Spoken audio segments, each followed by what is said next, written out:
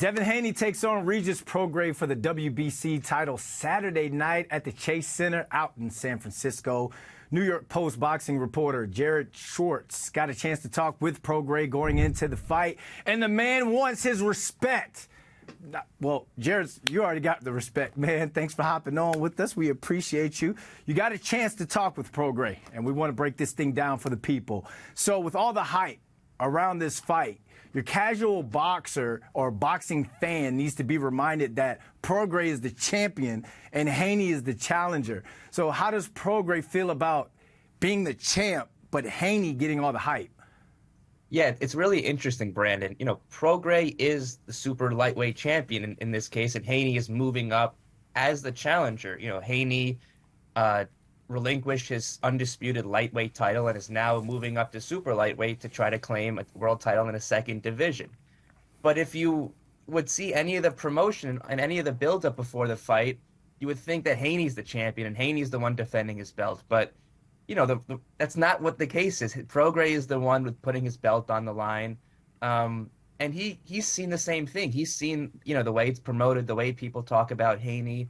It's funny. He said both that he doesn't care about it. It doesn't bother him, but it also puts a big chip on his shoulder. So, I think he definitely notices it. He definitely, keeps it in the back of his mind. And it's something that's not new for him in his career. He said after losing his world title to Josh Taylor a number of years ago, after that, he had to fight on undercards and, was not a main event fighter and, kind of had to work his way back up to being a main event fighter. And he called that disrespectful.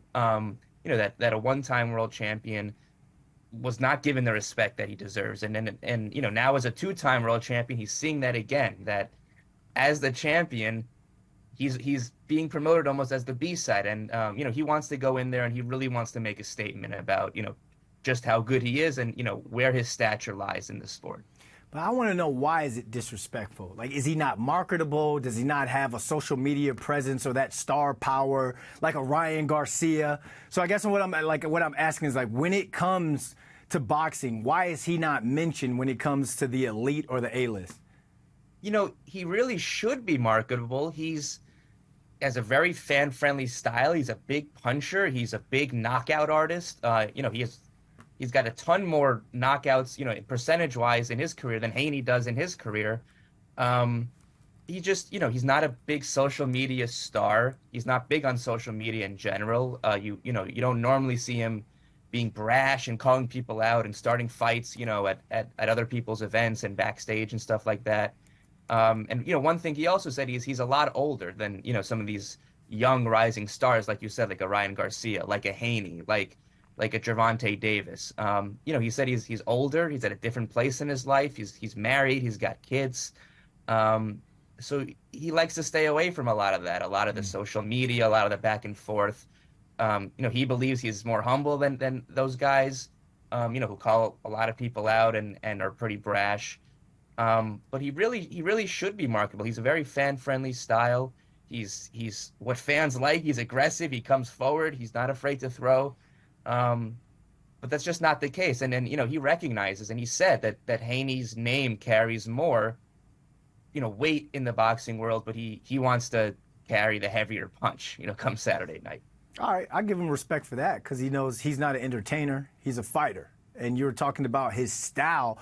Going into this fight, I mean, we're talking about two fighters with different styles. So break down this fight for us, man. What are we going to watch? It's definitely two very different styles. Haney is a tactician. He's a boxer. He's got great movement. He's one of the best defensive fighters in the game. But it often leads to boring fights with Haney. He's not someone who just comes forward at will. He doesn't like to take a lot of punches. And he doesn't knock a lot of people out. He hasn't knocked someone out in a long time. That's not what he goes inside the ring looking for.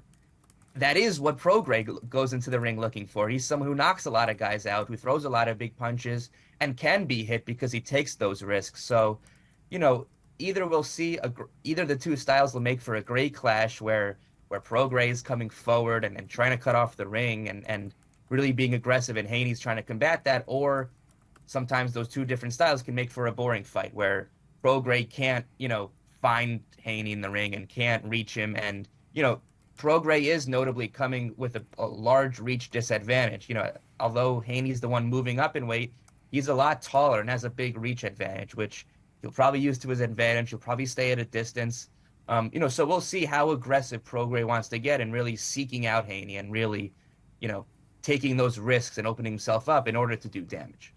All right, Prograis, you're on the clock, man. You got the fighter to give you a little clout, get the eyes on. Hopefully he wins this one, man. We're all going to be watching. Jared, thanks for hopping on with us, man. We love it when you talk to the fighters and break down the conversation. Thanks, Brendan. I love it when I come on and talk boxing with you. Always a pleasure. See, he's got respect.